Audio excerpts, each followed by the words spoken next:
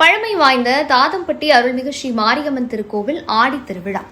சேலம் தாதம்பட்டி அருகே அமைந்துள்ள பழமை வாய்ந்த அருள்மிகு ஸ்ரீ மாரியம்மன் திருக்கோவில் ஆடி திருவிழா வெகு விமர்சையாக நடைபெற்றது. இதனை முன்னிட்டு ஆலய வளாகத்தில் வாழை மரம், மாவிலை தோரணங்கள் கட்டி வண்ண மலர்களால் சிறப்பாக அலங்கரித்தனர்.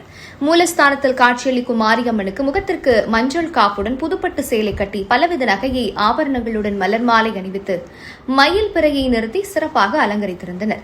வெளிப்பிரகாரத்தில் உற்சவர் மாரியம்மன் ஒரு கையில் பூக்குடையுடன் மறு கையில் குடத்துடனும் பக்தர்களுக்கு காட்சி தர, உற்சவ மண்டபத்தில் ரிஷப வாகனத்தில் சிவன், பார்வதி, விநாயகர், முருகர் சிறப்பு அலங்காரத்தில் பக்தர்களுக்கு அருள் பாலித்தனர். மூலவர் அம்மனுக்கு அர்ச்சனை செய்து பஞ்சகற்பூர ஆரத்தியுடன் மகா தீபாராதனை காட்டப்பட்டது.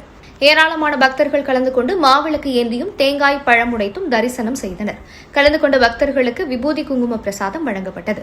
மேலும் ஆலயத்திற்கு வருகை புரிந்த பக்தர்கள் பொங்கல் வைத்து ஆடு, கோழி பலி கொடுத்து நேர்த்திக்கடன் செலுத்தினர்.